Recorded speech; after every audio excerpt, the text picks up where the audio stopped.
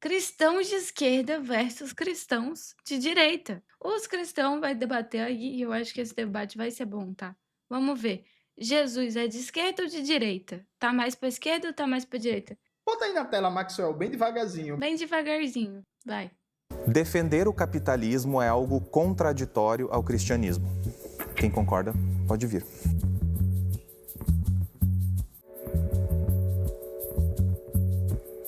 Então, o capitalismo ele tem como Jesus é da característica Marvel? principal a generalização A gente vai descobrir aqui se Jesus é da Marvel ou da DC. da forma mercadoria e, nesse sentido, quando Croizinha, o sindicato aprovou 33 segundos por R$ 3, senão vai ter greve, sabe? André Benincasa aprovou sim, o sindicato pediu, falou, tá demais, 1 minuto. A gente troca por a mensagem de texto com R$ 3. Foi isso aí que a gente fez na última assembleia aí. acontece a relação de troca entre duas mercadorias distintas, fica oculto um terceiro elemento que possibilita a troca entre essas duas mercadorias que são distintas. Aparece como um elemento que seria universal entre qualquer mercadoria. Esse terceiro elemento que está oculto é o valor. Tem paleta para ir nesse programa? Não, a moda, ela vem e vai, ela é cíclica. E agora essas cores em tons marrons estão em alta na Taurus. E só que esse Esses dias mesmo você estava combinando com o carinha lá na Cal e o outro carinha também. valor, por estar oculto, ele tem a aparência de ser algo inato. É como se tivesse uma característica num elemento químico.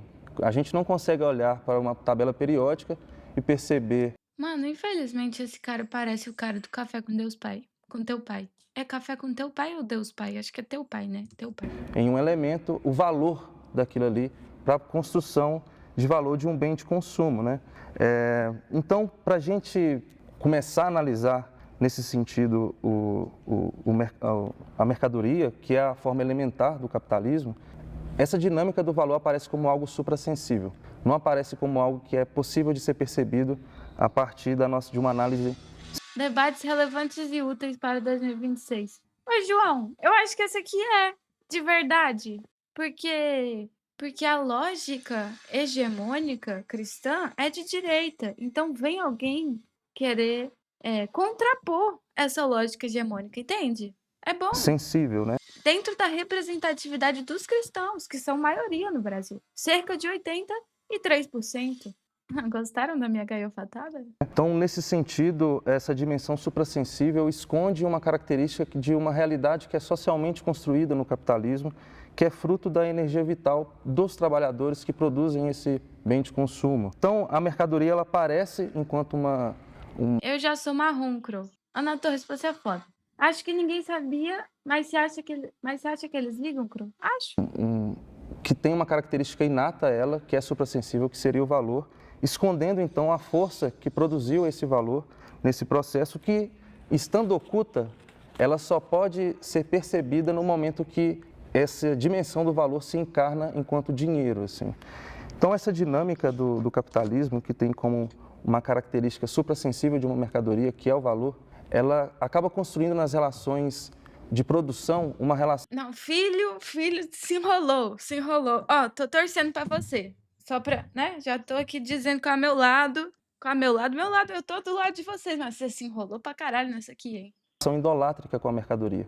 Esse aqui é aluno do Gaiofato Porque já que tem uma dimensão e do Samuel Sadan juntos. suprassensível, no processo de produção de uma mercadoria no capitalismo, a relação de troca de seres humanos com outros seres humanos acaba atribuindo algo como se tivesse uma característica ontológica, como se fosse próprio da natureza daquele bem de consumo, mas é fruto do processo do trabalho humano, assim. Então, eu diria que o capitalismo ele é diametralmente oposto à fé cristã. Lori tá solteira? Porque a fé cristã tem como pressuposto básico uma crítica à idolatria e tem como pressuposto também uma ideologia que promove morte, assim. Então, essa relação do capitalismo, mesmo que ele se coloque enquanto uma postura de secular, cria uma relação do ser humano com um objeto religioso. Então, a mercadoria acaba se tornando um ícone sagrado no capitalismo que fala dessa dimensão suprassensível que é o valor, que é o Deus no capitalismo, assim. Jesus. Minha questão com o capitalismo, ela passa pela experiência de Jesus de Nazaré. Não vai vai falar o nome dela? Vai depois, a gente fala depois, mas eu vou botar num ponto principal. E aí, quando eu penso num sistema que quantifica a vida através da quantidade de propriedade privada e riqueza que ela tem, eu não consigo ver Jesus nesse lugar que faria distinção entre a vida das pessoas. Parece que não é assim, mas se a gente usar um exemplo muito básico, por exemplo, todo ano aqui no Brasil, os territórios que são aí, que passam por uma situação de catástrofe socioambiental e que perdem-se vidas quase todo verão, a gente sabe que isso é uma escolha econômica também. Eu venho de um território que tem essa questão, cresci a minha vida inteira vendo casas sendo alagadas, a minha inclusive, e aí eu entendia que nas casas onde as pessoas tinham maior quantidade de propriedade e de riqueza, isso não acontecia. Por quê? Porque o jeito que a gente organiza a nossa vida política também passa por esse sistema que entende que a vida, como ela deve ser vivida, também vai meio que precificar tudo aquilo que é importante para você continuar vivendo. Então eu não consigo ser, assim, uma pessoa que entende esse sistema como possível quando saúde, alimentação, educação, que são direitos básicos, passam a ser mercadoria também. Isso significa que quem não tem dinheiro para pagar essas mercadorias vai estar fadado à morte. Então, quando eu penso num sistema que também é pautado num acúmulo de lucro infinito, num recurso que tem finitude, porque é a criação de Deus que foi colocada para nós, para a gente cuidar e fazer parte desse processo, quando ela é utilizada dessa forma, então rios começam a ser devastados, florestas continuamente sendo queimadas ali em prol de um mercado, eu entendo que esse tipo de sistema contraria aquilo que Jesus nos ensina como vida abundante. E aí é importante eu dizer também que eu não sou contra a prosperidade. Pelo contrário, eu acho que o sentido de prosperidade baseada na palavra de Jesus é uma prosperidade de partilha comunitária. Eu não posso ser próspero se eu olho para o meu próximo numa situação decadente. Então, um sistema que é baseado na manutenção de desigualdade, porque se tem um bilionário, só é possível esse acúmulo infinito de dinheiro, né, e de riquezas, etc., por conta da exploração e da retirada de direitos de outras pessoas, eu não vejo isso como prosperidade. Eu também não posso ficar feliz com isso quando a gente tem uma fé que nos ensina que, a princípio de tudo, é o amor ao próximo, é o amor a Deus e esse cuidado, né, de conseguir viver uma vida plena, uma vida digna, mas que respeite os direitos das pessoas e da criação. Então, Caralho! Ó.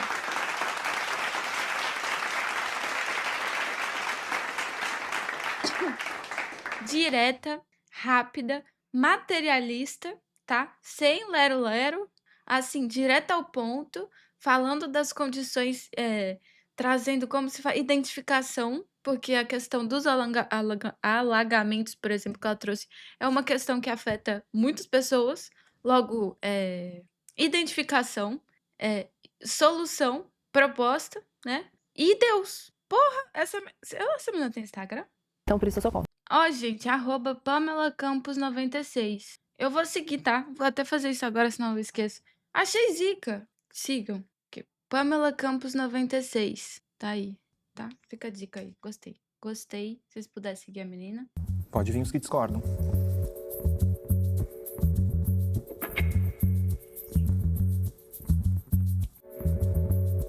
Bom, eu discordo dessa afirmação que defender o capitalismo é algo contraditório à fé cristã. A gente tem algumas referências bíblicas e históricas que... Gente, esse cara aqui me pegou. Me pegou, porque ele tem estilo. É um cara estiloso. Não é isso que eu espero de um cristão de direita. Sabe? Eu achei ele estiloso. divergem dessa afirmação. Bom, a própria Bíblia vai dizer que o trabalhador ele é digno do seu salário. Quando a gente vai olhar o capitalismo moderno, a gente pode até ver algumas nuances e alguns aspectos que vão divergir da fé cristã no que diz respeito à troca de mão de obra, ao serviço. Mas é importante levar em consideração que o fator principal no que diz respeito à mercadoria não é o ser humano no capitalismo. O capitalismo não é o ser humano não é o ativo principal no que tange Croy, eu respeito o meu lugar atrás do loção. Você não tá atrás de ninguém, Lore. Que a isso? mercadoria. É justamente o oposto, né? Existem alguns pilares do capitalismo que a gente precisa levar em consideração que eles são similares aos pilares cristãos. Mas antes de falarmos desses pilares, é importante entendermos que o cristianismo é uma orientação cristocêntrica, uma orientação religiosa cristocêntrica, ou seja, é uma orientação religiosa onde Cristo é o centro, e o capitalismo é completamente diferente dessa questão da orientação religiosa. Ele é um modelo econômico de gestão governamental. Bom, existem vários modelos econômicos de gestão governamental. Pronto. Se o capitalismo não é o que tá pregando na Bíblia, a gente pode estar dizendo que governar à base de Deus não vai, também é diferente, não tá tipo assim, não sei o que tem que ser conservador.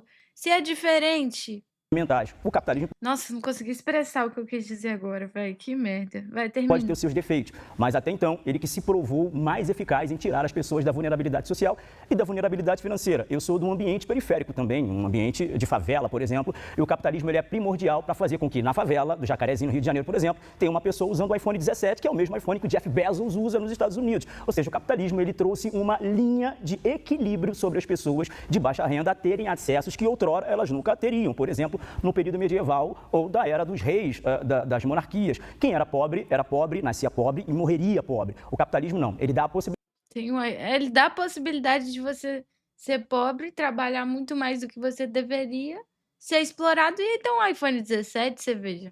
de uma pessoa pobre, até mesmo em situação de vulnerabilidade financeira ou Croizinha, não é esse maluco aí, não é o cara que falou pro Bolsonaro que Jesus teria uma arma se fosse hoje em dia?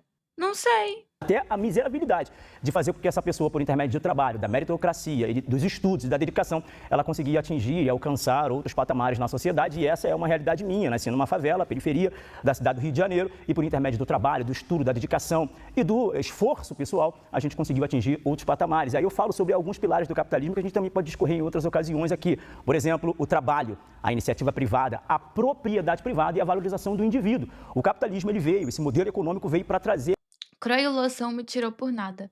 Loção, não tire as pessoas por nada. a valorização do indivíduo. Hoje, Não é isso que a gente faz aqui nessa live, sabe?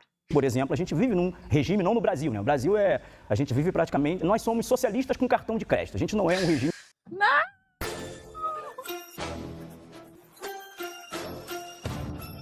Ai, socialista de cartão de crédito é de fuder. um sistema de governo capitalista como Gente, a gente já tá no socialismo, tá? A única coisa. Gente, tá fácil.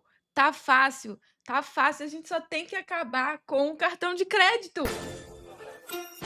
Não, sabe esse negócio de organizar as massas e tal, que é difícil, pá? Esquece. De acordo com esse moço aqui, a gente só tá precisando acabar com o cartão de crédito. por exemplo, nos Estados Unidos, como em Singapura, Junta ali 200 pessoas e pronto. Invade o banco, foda-se. e como alguns países, por exemplo, da Nossa, gente, eu tenho uma coisa pra mostrar pra vocês. Desculpa, moço de gravata legal. Mas assim, eu tenho um áudio. Eu preciso mostrar pra vocês o áudio que a minha filha mandou. Eu vou fazer um corte desse áudio, inclusive. Minha filha mandou pra amiga dela. Aqui. Eu tô jogando um tipo, bem parecido com um Brookhaven, mas só que de cachorros. É muito legal. Dá pra pôr fogo na polícia, eu sou um cachorro ladrão. Dá pra pôr fogo no posto de gasolina, muito bom. Dá pra pôr fogo na polícia. Muito bom, muito bom. Vai, volta. Ásia e da Europa. Mas aqui no Brasil, por intermédio do pouco de capitalismo que a gente tem, a gente ainda consegue ver, por exemplo, a valorização da propriedade privada, a valorização do indivíduo como ele, o responsável pelos seus atos. Então, eu acredito que, Uma fita presa numa fita presa? ao contrário do que eles estão defendendo, Uma fita presa numa fita preta. Bundudo. Ah, fale, bundudo. Fale aí. Deixa eu ver de qual que é.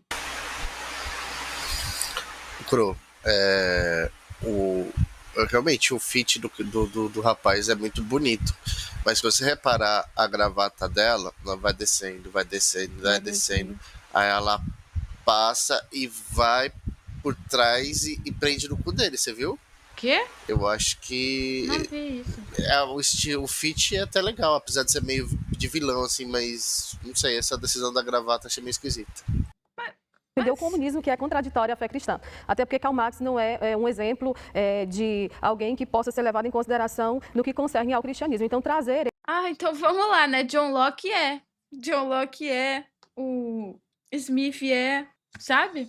Com certeza são pessoas que a moral tá lá em cima. ele para um debate nesse aspecto se torna um tanto que contraditório. O que a Bíblia diz sobre esse assunto? A Bíblia não descreve um sistema econômico específico. Você não vai ver Jesus, nem o apóstolo Paulo, nem a própria Bíblia descrevendo um sistema econômico. O que a Bíblia condena é a avareza, a Bíblia condena o amor ao dinheiro, a Bíblia condena a idolatria, que, como diz em 1 Timóteo capítulo 6, versículo 10, mas a Bíblia não condena a propriedade privada, tão tal que em Êxodo capítulo 20, versículo 15, Deus diz, não furtarás. Ou seja, eu só vou furtar algo se for de propriedade privada de alguém. A Bíblia também nunca condenou o comércio, nunca condenou o lucro legítimo e muito menos o empreendedorismo. Nós vemos a mulher de Provérbios 31, ela era uma empreendedora, Lídia também era. Então, se nós olharmos para todo... Né, gente? A gente não tá proibindo o comércio a vender seus artesanatos, suas frutas, seus negócios. Não!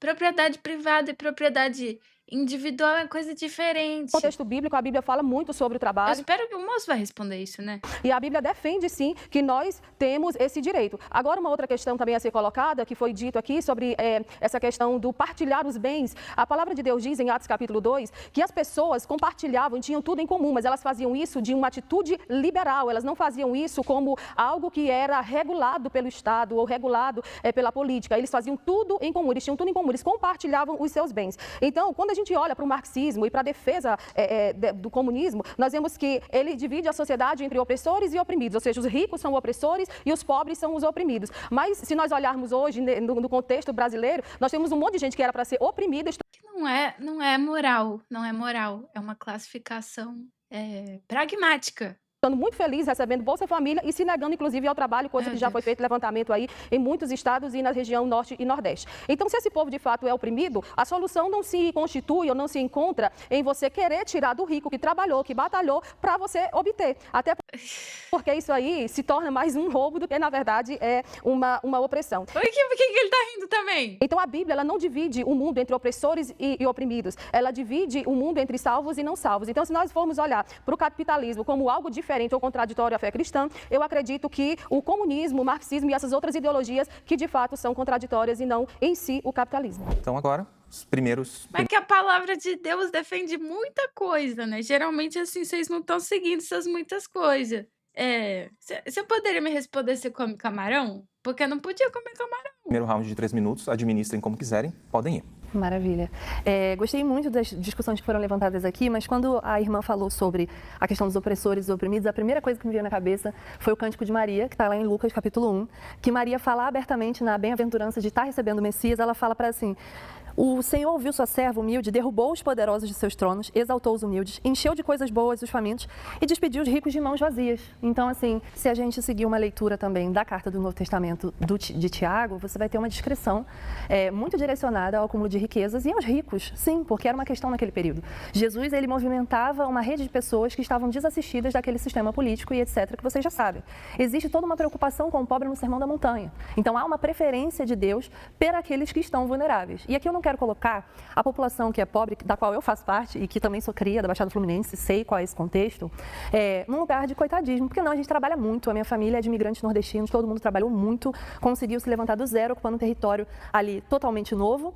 E justamente por entender a força desse trabalho... Lolo, puxa uma oração aí pra nós. Puxa, Lolo, puxa. É que eu defendo um sistema que seja mais igualitário e que contemple a necessidade das pessoas. Porque, por exemplo, nesse momento que a gente vê uma população vulnerável num território que acaba quase sempre passando por esse tipo de tragédia socioambiental, como que essas pessoas se reerguem? É só pela meritocracia? Será que a gente realmente deve olhar para as pessoas nesse sentido? Tipo assim, cada um por si, tá tudo certo? E se a gente falar principalmente da cultura brasileira, de como que as grandes elites foram criadas aqui no nosso país, a gente está falando de um pecado muito grave e estrutural. As famílias... Cro, como você sabe que meu nome é Lucas e eu não dei o like? É porque esse é o comportamento típico de um Lucas. Não é adivinhação, não é tipo, futurologia, não é tipo, nossa, ela sabe, ela me conhece. Não, gente, isso é materialismo histórico dialético. Lucas faz merda. Entre elas, não dá like na porra da live. Que estão na política hoje, que estão inclusive no STF, são famílias que vêm de linhagem de escravocratas. E isso é pecado. E aí quando você falou que o ser humano, o homem, não está no centro do capitalismo porque a gente está falando de mercadoria, quem produz a mercadoria é o trabalhador. E num sistema escravocrata, a pessoa era uma mercadoria. Nem todo Lucas, mas sempre o Lucas, né, Lucas? Só tem uma coisa a dizer sobre o debate, rolinha. Não entendi, Andrei, não entendi. E teve um momento aí que eu tava resolvendo o LivePix que eu perdi umas pessoas que virou membro. Vocês podiam me lembrar quem é pra eu tirar cartinha pras pessoas que virou membro? Então a gente teve inclusive um discurso religioso cristão naquele período validando esse tipo de prática. Sim. E a gente não pode apagar esse tipo de coisa e achar que tá tudo bem quando o lastro financeiro de várias elites no Brasil passam por esse lugar. Então a minha crítica é muito racional, não estou dizendo que a gente tem que ter um regime político pautado em Atos 2, nem estou dizendo que o capitalismo é perfeito e tira as pessoas da miséria, uma vez que para vários serviços é importante que haja uma mão de obra barata e sucateada para continuar fazendo esse serviço. E isso é uma coisa muito interessante para o capitalismo. Se a gente falar de mão de obra terceirizada, de uberização do trabalho, são pessoas que não têm seus direitos assistidos. A galera pode até conseguir um dinheiro rápido e os empreendedores também estão nesse processo. E eu sou uma empreendedora também, eu não tenho problema com o trabalho em si, mas da maneira que isso é colocado. E eu te engoli completamente. Pode, agora é de vocês, podem ir. Beleza, eu vou falar metade e você fala metade. Bom, eu discordo de várias coisas que você disse e também concordo de algumas coisas que você disse. À luz da... Rapidão, então vamos diferenciar aqui. Você que tem o seu negócio, né? Você tem a sua lojinha, você tem a sua loja online, você vende suas coisas. Não é essa propriedade privada que os comunistas querem tirar, tá? Não é essa. Não é sua lojinha, não é sua padaria. É as grandes empresas, é o monopólio, principalmente monopólio de empresas fora do país, mandando e barateando e sucateando nossos serviços e tal. Não é você que vende as suas coisinhas. Não é você. Da Bíblia, a gente vai ver Você é trabalhador, você está na classe do oprimido. Jesus fazendo algumas repreensões, por exemplo, a ricos que acumularam riquezas. O rico e o Lázaro ali tem uma parábola e um texto a respeito dessa pessoa. Mas é importante também a gente avaliar que Jesus ele não tem preferência pelos pobres. Você vai ver que quem andou com Jesus foram pessoas de todos os tipos. Lucas, por exemplo, era um médico. Um médico hoje, no século XXI, já é uma pessoa que tem uma condição financeira elevada. Imagina um médico no século I, imagina um médico nos dias do próprio Jesus. Ele possivelmente era uma pessoa que tinha uma condição financeira elevada. Quando você vai olhar, por exemplo, Mateus, que era o publicano, cobrador de imposto também, era uma pessoa que tinha uma riqueza, que tinha realmente uma grana ali. Por exemplo, quando Jesus está andando por um caminho, um homem chamado, ele que sobe numa figueira brava, Zaqueu. Quando Zaqueu desce para se encontrar com Jesus, ele se arrepende e fala assim, olha, eu vou devolver aquele que eu defraudei 4 vezes mais, porque Zaqueu também era um homem muito rico. E Jesus falou para ele assim, ó, desce da árvore porque hoje me convém pousar em sua casa. Então, é um pouco de falácia dizer que Jesus veio ou tem uma certa preferência pelos pobres. Não, Jesus lidou com vários ricos. Inclusive, haviam mulheres, uma delas era Susana, que sustentava financeiramente o ministério de Jesus. E por falar em sustentação financeira do ministério de Jesus, é importante levar em consideração que uma dessas ocasiões, uma mulher decidiu fazer uma oferta. Ela não ofertou dinheiro, mas ela ofertou um unguento, era um perfume. Quando ela derrama esse perfume aos pés de Jesus, Judas, que cuidava do dinheiro, Judas, que era como se fosse um contador entre os discípulos, Fact-check. Lucas não andou com Jesus, andou com Paulo. ele disse assim, que desperdício Tá vendo? Tá vendo? Lucas sequer andou com Jesus. Aí vem dizer... poderia ter vendido por 300 denários Ah, porque a Coro não gosta de Lucas. Olha as companhias, né? Olha as companhias. e ter dado aos pobres. Aí a Bíblia vai dizer, porque Judas era ladrão. Não vou aqui levar em consideração o século XXI, mas todo ladrão usa o argumento de que vai ajudar os pobres. Eu estou falando de Judas, não estou falando de ninguém que vocês estão pensando aí não, tá bom? Mas é a mesma coisa, a história se repete desde os dias de Jesus até os dias de hoje. Todo ladrão Eu não tava pensando em ninguém. E agora? O que eu faço? usa o argumento de que vai ajudar os pobres. Mas Jesus faz uma correção a ele e diz assim, Judas, os pobres sempre terão convosco. Cara, isso é muito louco. Isso é muito louco. Pode averiguar o texto bíblico que diz, Judas, os pobres sempre terão convosco. O objetivo de Jesus, quando veio o homem aqui na terra para morrer por nós, nunca foi efetivamente acabar com a pobreza. Os pobres sempre terão convosco, diz respeito não a uma continuidade de pessoas que vão nascer, crescer e viver na pobreza, mas é um problema que existe no mundo e evidentemente que precisa ser resolvido, mas não necessariamente veio ser resolvido por Jesus. E ele era crítico das questões do acúmulo de riqueza, mas evidentemente vivia dos recursos para pagar inclusive os seus impostos. Numa ocasião, quando os discípulos disseram assim, olha, eu não tenho dinheiro para pagar o imposto. Ele disse, vá lá, pega um peixe e vai ter uma moeda dentro desse peixe. E com essa moeda você paga o teu imposto e paga o meu imposto. Ou seja, ele também vivia de recursos financeiros. Eu acho um absurdo, primeiro, falar que não existe alguma análise de modo de produção no texto bíblico, sendo que aparece claramente. Caralho. Não, isso foi engraçado, assim, né? Ó, você tem que pegar o peixe e vai ter uma moeda dentro do peixe. Logo, o capitalismo, olha aí. Um modo de produção escravista, né? E eu acredito que ninguém aqui vai defender o modo de produção escravista. Caralho. É um modo de produção, era a forma que funcionava no texto bíblico. Existia propriedade privada, a gente vai defender a propriedade privada? Mulher é uma propriedade Paga o imposto, pague seu imposto. Pega o peixe, pague seu imposto. privada. É difícil também, é difícil esse negócio de, pega o peixe e paga o imposto. Porque você tem que fazer a pessoa não pegar o peixe, mas aprender a pescar, né? Então, tá errado. Vamos defender? A gente vai defender isso? Então a gente vai usar o texto bíblico para legitimar algum tipo Alerta ironia, tá, gente? de propriedade privada daquele contexto escravista? E aí, eu acho também um absurdo essa desculpa de que Jesus não veio para falar para acabar com a pobreza. Me parece uma desculpa para continuar tendo pobre aqui, assim.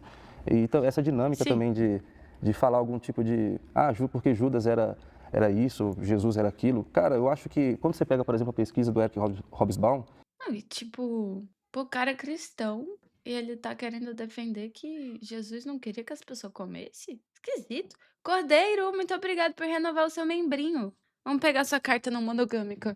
Vamos pegar a carta não monogâmica do Cordeiro. Cordeiro, Hilari, Olha aqui pra você. Qualquer signo é perfeito quando se tem respeito. Sem preconceito aí com signos, tá, gente? Uma coisa terrível da modernidade é o preconceito com signos.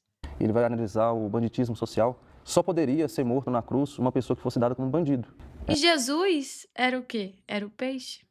Jesus era de peixes. Não julgue os peixes. Por exemplo, os 2 bandidos, eles não tinham roubado nada, os 2 bandidos que estavam junto com Jesus na cruz. Eles não roubaram nada. Eles eram criminosos do Império Romano. Qual crime que eles cometiam? Cordeiro mandou a mensagem membro dele. Lucas, bomba, não curte a live. Cordeiro, de Deus. Não entendi. Pois é. Aí a gente tem que analisar, porque senão vira uma crítica aleatória a uma política governamental do Brasil. É verdade, Ana Torres, Jesus era capricorniano. Sem preconceito com Capricórnio também. E retira completamente. Mas o símbolo dele é um peixe. Então a lua, ou a ascendente, ou o aquário devia ser em peixes. O contexto social daquela época, para fazer uma análise meio irrelevante para hoje em dia, assim. Então Jesus era um crítico enorme do Império Romano, do sistema daquela época. Sim. Então você falar que não existe alguma dimensão crítica ao modelo econômico, político do contexto de Jesus, é você retirar exatamente a dimensão histórica do Jesus para falar de uma salvação da alma, uma coisa completamente abstrata, para a legitimação de violência com pessoas pobres. É isso que o discurso de salvação da alma, esse discurso muitas vezes vinculado com o cristianismo de direita, não consegue perceber para fundamentar exatamente a exploração do homem pelo homem, que é isso que acontece no capitalismo. Acho que Jesus tinha, sim, um posicionamento preferencial para os pobres, porque boa parte dos textos que ele deixou para nós é sobre essa questão de desigualdade. E aqui eu não estou dizendo para você que está na sua casa que hoje você vai pegar todas as suas reservas, vai abrir mão do seu trabalho suado e vamos então viver esse grande sonho, essa... Um segundo, Pamela. A Ana Torres pediu uma carta. Ana Torres, um poeta morre, um poema nasce. Isso que é para os dias de dificuldade. Você pensa, não sei o que vai ser da minha vida. Tá muito difícil. Eu já carreguei muita cruz calado, engoli calado. Calma, dessa cruz, desse engolimento vai nascer um poema. Fantasia que não tem racionalidade nenhuma. Mas, enquanto somos cristãos, temos um compromisso radical com a dignização da vida das pessoas. Isso é uma coisa que a gente não pode deixar de lado. E aí, pensando nisso... Capricórnio, eu e Jesus, as pessoas mais pica. Elas tá se achando um pouco. Isso vem à minha memória o texto de Jesus virando as mesas do templo. Por que faz isso? Porque há uma mercantilização da fé ali que definia a salvação e a limpeza espiritual das pessoas a partir do dinheiro que elas tinham para pagar esse sacrifício. E hoje, na nossa realidade cristã, temos essa coisa do business dentro da igreja que se dilui completamente com aquele evangelho simples e genuíno de cuidado com o outro que Jesus deixou para nós. E a partir disso, a gente tem um problema. Então, Provérbios capítulo 22, versículo 2 diz que o rico e o pobre se encontram e ambos fez o Senhor.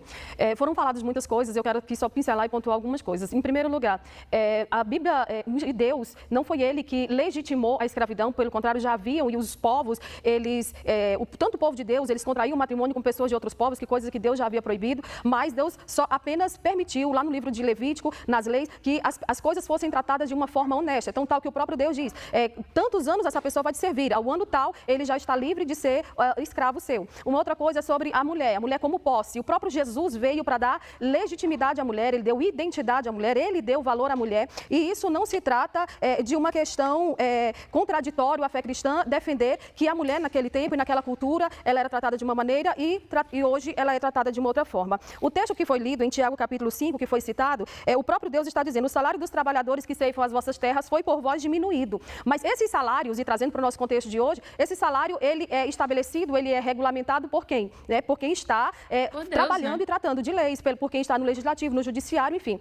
Se nós formos trazer essa abordagem e tratar essa questão como se todo mundo tiver que viver da mesma maneira, todo mundo tem que ser rico, ou todo mundo tem que partilhar os seus bens, e se formos trazer o contexto do Sermão da Montanha, vamos... Discussão de crente é bom que parece um Yu-Gi-Oh! Cada um puxando um versículo mais brabo. Está deturpando o que a Bíblia diz. Porque Jesus, quando trata dos pobres... Brendo disse, Deus é tão bom que quando o cristão prosperou, ele multiplicou os pobres para o empresário não se sentir só. Que isso, Brenda? Ele não está tratando de pobreza financeira, ele está tratando do pobre de espírito. Pobre de espírito é alguém que olha para si mesmo e reconhece a sua pequenez, reconhece que não é nada. E Jesus aqui não está tratando de dinheiro, Jesus está tratando de dar a César o que é de César, como ele mesmo falou isso na sua palavra. Uma outra coisa, se nós olharmos durante toda a Bíblia, mulheres ricas caminharam com Jesus, patrocinaram... É legal que é metafórico só quando eles querem também, né? Para o ministério de Jesus, pessoas que, na época do apóstolo Paulo, quando Paulo fazia suas viagens, ele arrecadava recursos e para mandar para outras igrejas. E daí a gente fala que... Qual é o nome daquele negócio lá?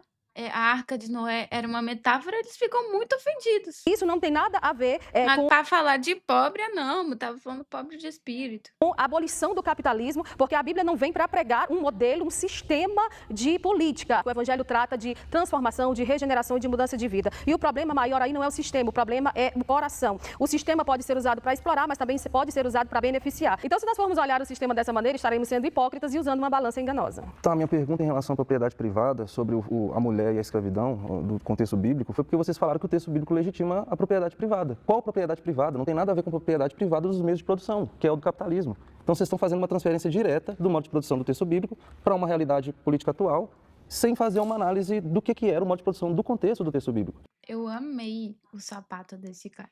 Então, essa transferência direta promove, sim, violência. A gente também fazer uma análise, como a irmã Ruth diz, de uma dimensão de espírito, atribuindo uma dimensão que não estava presente dentro do judaísmo do Segundo Templo, que era o período de Jesus, da apocalíptica judaica. Não faz sentido nenhum a gente falar de uma dimensão platônica, como foi dita.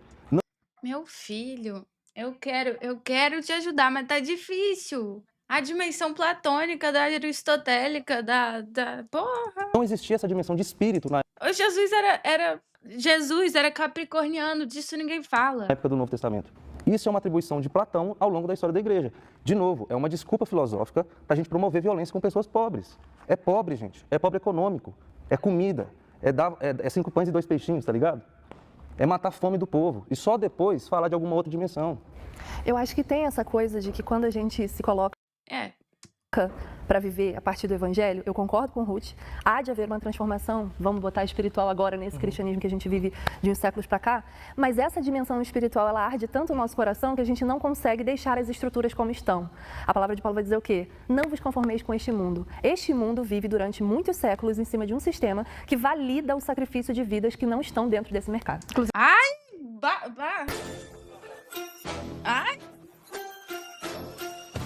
Gente, gostei muito de Pamela. Então, por exemplo, se a gente pensar na saúde, lá nos Estados Unidos, que foi Qual o problema, Croy? Problema do quê? Não tem nenhum problema aqui. o exemplo que o irmão trouxe aqui pra gente, falando sobre mercadoria e etc. Os Estados Unidos hoje, as pessoas que têm alguma doença terminal passam por uma precarização gigantesca. Não sabem se vão seguir a vida. A gente até brinca, né? Aquela série do... Como é que é o nome? Breaking Bad. O cara teve que virar traficante para poder resolver um problema de câncer que ele tinha, porque ele não tinha saúde pública disponível. A nossa saúde pública está perfeita? Não. Ela pode melhorar ainda mais. Porém, o corte de gastos que é utilizado dentro... Mano, aqui é cultura, tá? A gente vai de Bíblia a Breaking Bad. Assim, em coisa de 2 minutos. da nossa organização política, ela visa um retorno lucrativo. Por Arrasa, Pamela. isso, teto de gastos, vamos cortar. Mas será que tem que pensar numa dimensão de lucro quando a gente está falando de cuidado de pessoas? Tudo vai ser passado por essa ideia de mercadoria? De quem tem que me dar um retorno rápido? Tem coisa que não. E o cuidado, ele é assim. O evangelho, ele é gratuito, universal, ele é de graça por isso. Não há uma recompensa por isso, mas há um compromisso com a vida. É nesse ponto que eu vou diferir. Né? E só mais uma questão.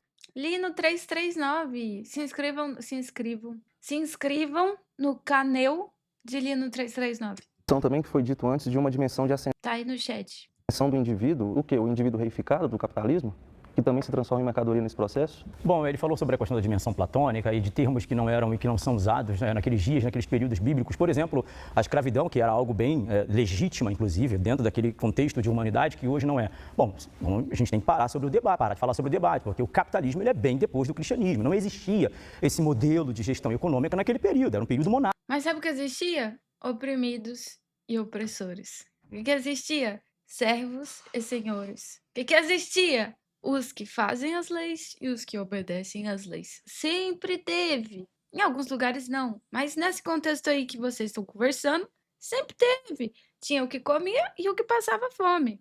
Monárquico, inclusive ditatorial. Né? Então, Não é bom a gente fazer todo mundo comer? Tipo assim, você acha que Jesus não ia achar massa? A gente, pronto, a gente fez, agora todo mundo come. Eu acho que ia ser da hora, assim, tenho a sensação. a gente está trazendo referências bíblicas sobre dinheiro, sobre recursos financeiros, sobre propriedade privada, sobre semelhança e sinônimos do capitalismo que a gente vive no dia de hoje. Por exemplo, as pessoas tinham propriedade privada, meu Deus do céu. Melhor, comida ou iPhone 17? Você vive sem o iPhone 17? Vive. Você vive sem comida? Quando o paralítico... Acho que não, mas pode ser uma crença limitante, né? Pode ser. Pode ser uma crença limitante, assim. Quem precisa de comida para viver? Já disse o monge. Porque esse negócio de escutar conselho de monge é uma coisa nova. É um fenômeno novo. O monge tá lá fazendo. Sabe, um monge faz um grande de um nada em cima de uma montanha. Não convive, não tem todos os problemas que a gente tem. Por que a gente vai ouvir conselho deles, sabe?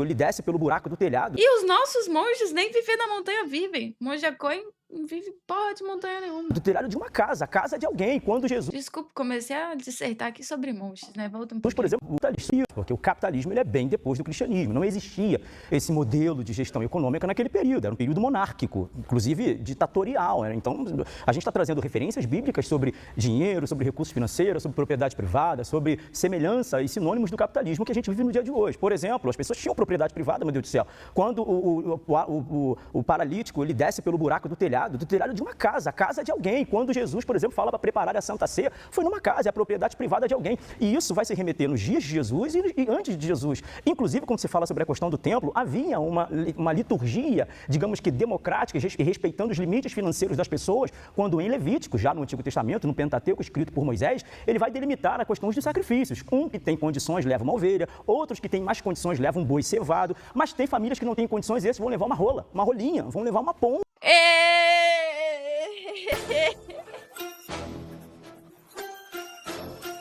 Caralho, vão levar uma rola, mano. Esses vão levar Não acredito. Condições levam um boi cevado, mas tem famílias que não têm condições e esses vão levar uma rola, uma rolinha, vão levar uma pomba. Porque Luscas, por favor, áudio disso. Vão levar uma rola. respeitando os limites financeiros das pessoas, quando em Levítico, já no Antigo Testamento, no Pentateuco, escrito por Moisés, ele vai delimitar a questão dos sacrifícios. Um que tem condições leva uma ovelha, outros que têm mais condições levam um boi cevado, mas tem famílias que não têm condições e esses vão levar uma rola, uma rolinha, vão levar uma pomba. Por quê? Porque o sacrifício era de acordo com a sua condição financeira. Quando Jesus Os caras comem rola? ele vai se revoltar no templo, não era pela mercadoria ou pela condição financeira em si, era porque existia uma máfia de pessoas que invalidavam. Mano do céu, ele falou rola, ele percebeu que ele falou rola, ele falou pra tentar melhorar uma rolinha, uma pomba, isso só pior.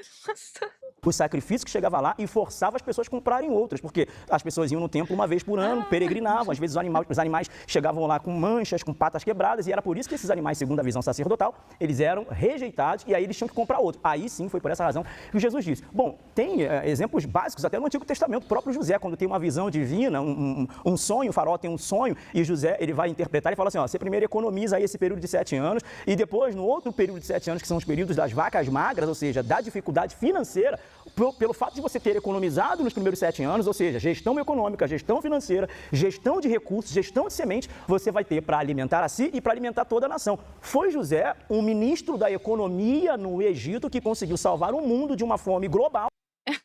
É engraçado assim, que ele tava falando, não, porque isso era na época de Jesus, a gente não tem o mesmo sistema que na época de Jesus. E aí depois ele mete que o José foi um ministro da economia na época...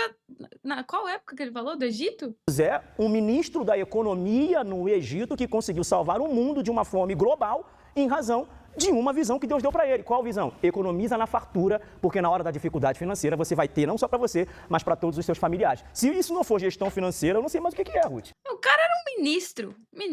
Tá Chade? Com certeza. Então, existem exemplos e referências no Antigo Testamento, no Novo Testamento, dentro do recorte histórico, mas óbvio, eu não vou citar aqui Adam Smith, eu não vou citar Hopper, porque essas pessoas foram os pais e fundadores do capitalismo, do liberalismo econômico no século seguinte, meu Deus do céu. Isso. E aí a moral deles, porque a dona...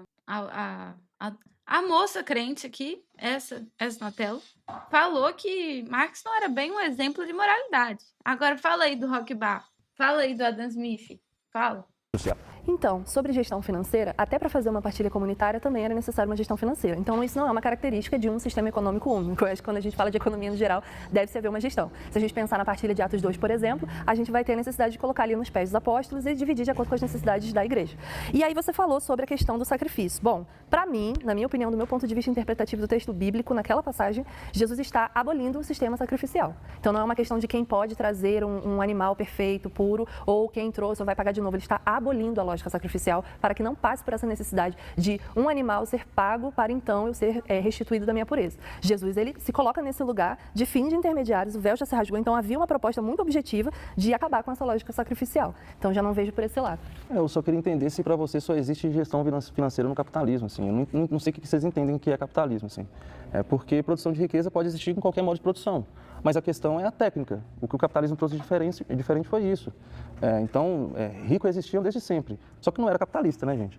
Não existia capitalista naquela época. Então, eu não consigo entender, eu acho que a Pamela disse bem, assim, vocês acharem que é sinônimo, gestão financeira e capitalismo, assim. E também acho que a dinâmica do sacrifício, acho que tem uma confusão quando a gente não entende o que é sacrifício mesmo, porque geralmente se entende sacrifício apenas como morte, e sacrifício não é morte, não é sinônimo de morte.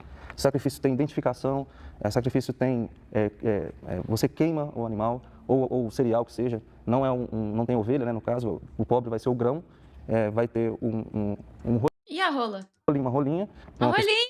Voltou! Né, no caso, o pobre vai ser o grão, vai ter uma rolinha, uma pessoa que seria, entre aspas, uma pessoa economicamente média. Bota fogo na rolinha. Eu apoio esse projeto. Projeto Fogo na Rolinha. Apoiado, tá? Apoiado. Uma pessoa rica daria o... A minhoca entrou, eu já tirei. Eu não vou... assim. Acho que tem um ponto também interessante. Eu não sei ler, mas leio melhor que esse cara. Que cara? Que cara? Que foi dito sobre a casa como propriedade privada. Acho que naquele período havia uma noção comunitária, né? As casas, elas não eram igual às nossas casas de hoje, né? CEP, então tá no meu nome, não sei o que lá. Principalmente se a gente pensar nas comunidades mais pobres, que faziam um trabalho comunitariamente. Então, se a gente falar de Lídia, que é essa mulher que ajudou a fundar a comunidade de Filipos, ela trabalhava com as amigas. Paulo estava ali também nesse processo. Então... Veja, Lídia formou a comunidade o quê? Filipos, né? Não foi Lucas. Pensando essa prosperidade e essa proteção dessa população que não tinha e não era contemplada dentro desse sistema. E a dimensão sacrificial, que não é algo comum apenas para o povo judeu, também tem repartição e consumo. Não fica para uma pessoa. A lógica mercadológica é exatamente do indivíduo. A gente está falando de uma concepção de coletivo. Então, o sacrifício não tem essa perspectiva individualista. E exatamente no momento que você mercantiliza o sacrifício, você retira a possibilidade de participação. Então, sobre essa questão ali de Jesus, né, quando ele quebrou as mesas e tudo mais, não era necessariamente abolindo o comércio ou desprezando o comércio em si. Ele estava simplesmente tratando com a motivação do coração dos vendedores, que era deturpada. As pessoas traziam... Meu Deus. Ai, meu Deus. Aí vem a coisa da metáfora vem a hora que quer, né? Não era isso, não. Com aquilo que tinham, traziam o animal para o sacrifício e o véu não havia sido rasgado ainda. Por isso, o próprio Jesus não aboliu ali o sistema. Pelo contrário, ele só tratou a forma como deveria ser tratada. As pessoas vinham até o templo para fazer as suas ofertas e quando chegava lá, esses mercadores hipócritas, né, que tratavam essa questão com o coração deturpado, ele chegava e dizia, esse seu animal, ele não está adequado. Então eu posso vender sem o coração deturpado no templo? Animal não é o ideal, nós vamos ficar com esse animal e vamos vender um novo animal para você que você consiga fazer esse sacrifício da forma como o Senhor pediu. Então tudo isso não nasce apenas de um sistema, nasce de um coração que não é transformado, até porque, se nós formos analisar o contexto, regimes oficialmente anticapitalistas produziram injustiças severas ao longo de toda a história. Então dizer que o problema está no capitalismo, na propriedade privada e negar isso ao longo da história da igreja, ao longo dos escritos bíblicos, isso aí é algo totalmente que deveria ser desconsiderado, né, num debate, como que eu posso dizer, num debate íntegro, num debate legal. A gente não tem que desconsiderar ou deturpar um dado, uma informação que consta durante toda a história bíblica. Eu vou trazer mais uma vez o exemplo da mulher de Provérbios 31. Essa mulher, ela tinha propriedades, essa mulher fazia negócios, essa mulher administrava a sua casa e tudo trata-se de uma administração correta, que não é, claro, a mais ideal, o comunismo, o modelo do comunismo. Bom, vocês limitam muito o ministério de Jesus e o cristianismo a cuidar dos pobres. É importante levar em consideração que Jesus veio multiplicar pães e peixes e não multiplicou pobres. É importante vocês entenderem isso. Agora, uma coisa bem interessante também é sobre a valorização da riqueza de pessoas que que beneficiaram o ministério de Jesus, inclusive até depois da sua morte. Um deles é José de Arimateia. José de Arimateia Tá mentindo. Jesus não multiplicou os pobres. Quem multiplicou os pobres foi o capitalismo. Um homem do Sinédrio e era um comerciante muito rico. E foi José de Arimateia que fez uma articulação política. Ele estava querendo acabar com isso, né? Junto a Pilatos para ter o corpo de Jesus. Ele queria tirar o corpo de Jesus da cruz e enterrá-lo com dignidade. E aí é que a Bíblia vai dizer que coisa interessante. Jesus, ele é sepultado no jazigo perpétuo da família de José de Arimateia, ou seja, um homem de posses, um homem rico que decidiu reivindicar o corpo de Jesus junto a Pilatos, o governador da Judéia, Arimateia, a fim de que Jesus tivesse um sepultamento digno, mantendo inclusive aí os princípios basilares dos direitos humanos. Um homem rico interviu para resgatar o corpo de Jesus e na ressurreição, né, as duas Marias chegam no túmulo vazio, o anjo pergunta, na pedra removida, por que vieste procurar entre os mortos aquele que vive? Dentro do sepulcro de José de Arimateia, um homem rico que fez parte do ministério de Jesus. A teologia... Foda-se. Chega. Chega. Oh, foi bom, eu gostei, tá? A gente assistiu metade. Eu gostei. Eu gostei, gente. Acho útil.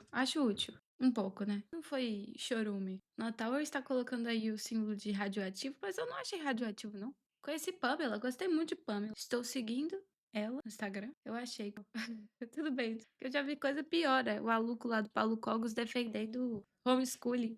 E qual foi a outra coisa absurda que ele defendeu? Ah, criança trabalhar. O bicho defendeu criança trabalhar. Aquilo pra mim é radioatividade. Esse aqui foi só... Chega a ser até... Foi tipo assim, foi um gibinho com mel. Botou um mel e limão, sabe? Ai, a esquerda é tão safadinha.